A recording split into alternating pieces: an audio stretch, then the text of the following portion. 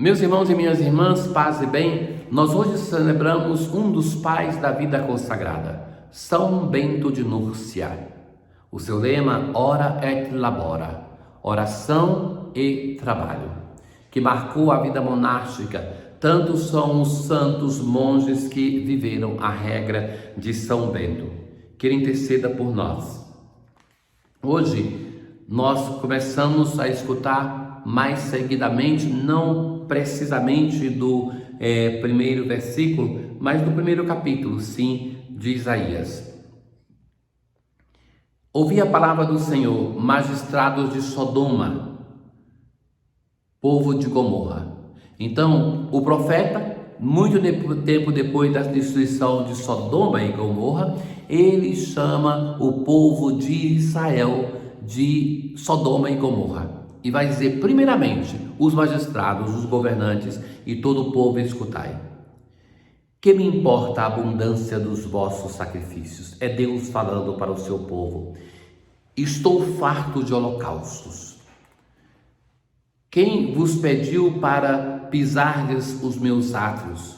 O incenso é para mim uma abominação. Não suporto a lua nova, o sábado, as festas do tempo. Iniquidade com reunião solene, quando convocais a assembleia. Vossas luas novas e vossas solenidades, eu as detesto. Então, Deus vai falar com o seu povo e vai dizer assim, esse discurso já estava em Amós, quando Deus dizia para o seu povo que estava cansado de um culto que não tinha uma dimensão de santidade, de justiça, de pessoas que faziam mal, depois faziam liturgias solenes. Eu os detesto, eles são para mim um peso. Escondo de vós os meus olhos, ainda que multipliqueis a oração, eu não ouço. Vossas mãos estão cheias de sangue. Lavai-vos e purificai-vos. Vossas mãos estão cheias de sangue, de injustiça. Por isso é inútil praticar a injustiça e depois vir diante de Deus para oferecer um culto que é um culto belo, mas que é só coisa externa. Qual é o problema de Deus com essa prática? Não é que Deus não queira o culto, é que Deus, para eles e para nós, quer um culto que seja combinado com uma vida de santidade. Nós devemos sim fazer as nossas liturgias. Nós precisamos do nosso corpo, da exterioridade da liturgia no nosso processo de fé, mas não basta. Não basta uma liturgia exterior que não tenha uma espiritualidade, assim como não basta uma espiritualidade sem uma liturgia. É isso que Deus chama a atenção através do profeta. E vai dizer, lavai-vos, purificai-vos. Tirai a maldade de vossas ações. Deixai de fazer o mal, aprendei a fazer o bem. Procurai o direito, corrigi o opressor, julgai a causa do órfão, defendei a viúva. Deixai de fazer o mal, aprendei a fazer o bem. É isso o centro da recomendação que o profeta faz para com o seu povo. Isso vale para todos nós, o nosso processo de conversão. Não basta uma prática religiosa exterior, nós devemos sim deixar que a nossa prática, a escuta da palavra, transforme o nosso coração. Isso quer dizer uma espiritualidade litúrgica. Aquilo que nós celebramos deve transformar. Na liturgia nós levamos aquilo que nós temos de virtude para celebrar, mas a liturgia também volta à nossa vida para nos transformar. No Salmo hoje 49 nós assim rezamos. Eu não venho censurar teus sacrifícios, não preciso dos novilhos de tua casa. É Deus falando para o seu povo, nem dos cardeiros que estão nos teus rebanhos.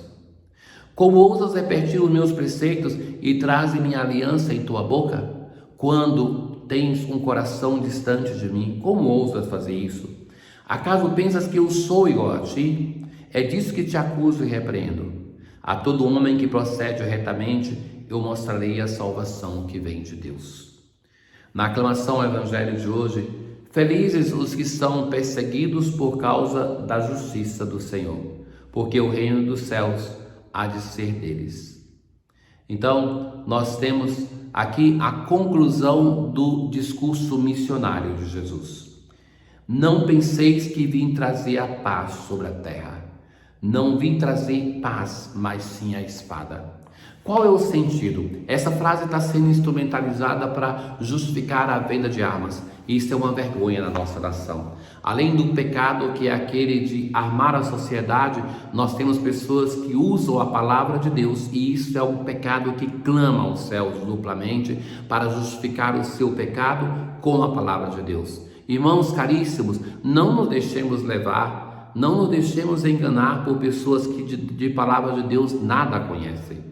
Isso nós, igreja, estudamos, o clero estuda a palavra de Deus, e no Evangelho Jesus não está dizendo isso.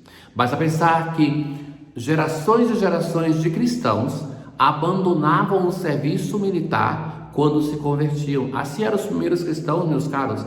Ainda que soldados romanos, quando eles se tornavam cristãos para não usar armas, eles deixavam o serviço militar.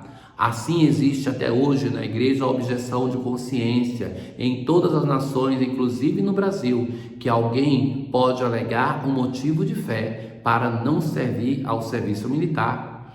Então, o que Jesus está dizendo não é que nós devemos levar a arma, mas que irão trazer a arma para martirizar os cristãos. Jesus vai dizer: não vim trazer a paz sobre a terra, mas a espada. Em qual sentido? Continua ele mesmo a responder, porque vai continuar: de fato, vim separar o filho de seu pai, a filha de sua mãe, a nora de sua sogra, e os inimigos do homem serão os seus próprios familiares. Por que Jesus está dizendo isso? Porque concretamente na comunidade cristã para a qual Mateus escreve o seu evangelho, a comunidade de Jerusalém, a um momento eles decidiram que quem fosse cristão não poderia mais entrar na sinagoga, muito menos no templo. Então, as pessoas eram abandonadas pela própria família, não podiam mais ter um trabalho, passavam fome, e aí então a comunidade cristã se tornava a nova família, se organizava para ajudar a esses irmãos que começavam a ter necessidade.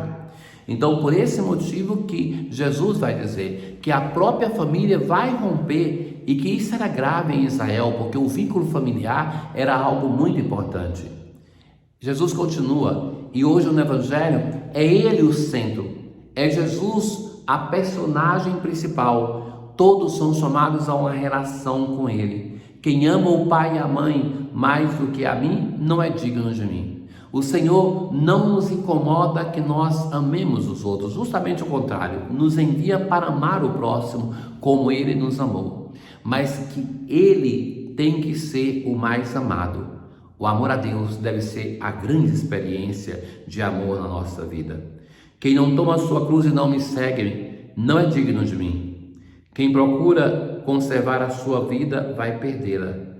Quem vos recebe, a mim recebe. E quem me recebe, recebe aquele que me enviou. Então, é Jesus que está no centro do Evangelho, e a partir do caminho de fé e de vocação, nós temos uma relação com Ele e somos reconhecidos pelos outros a partir desta relação. Quem der, ainda que seja apenas um copo de água fresca, a um desses pequeninos, por ser meu discípulo, em verdade vos digo, não perderá a sua recompensa. Veja, por ser meu discípulo, por estar a serviço de Jesus. Depois Jesus partiu daí a fim de ensinar a pregar nas cidades deles. Hoje, na oração da liturgia de hoje, nós assim rezamos: ó Deus, que fizestes o abade São Bento precarar o mestre na escola do vosso serviço. E de fato, este é um dos pais da vida consagrada. Quando o cristianismo perdia o seu fôlego, a sua força, com o fim da era da perseguição e dos mártires, nasce a vida consagrada. E Bento é um dos grandes pais da vida consagrada e, portanto, da igreja inteira. Concedei que, nada preferindo ao vosso amor, corramos de coração dilatado nos caminhos dos vossos mandamentos. É uma frase de São Bento. Não prefiramos nada ao amor de Deus. Então, que seja para nós, Bento, um modelo da nossa opção pelo Cristo e o intercessor, que Ele interceda a Deus por todos nós. Tenham todos um bom dia. O Senhor esteja convosco, Ele está no meio de nós. Abençoe-vos Deus Todo-Poderoso, o Pai, o Filho e o Espírito Santo. Paz.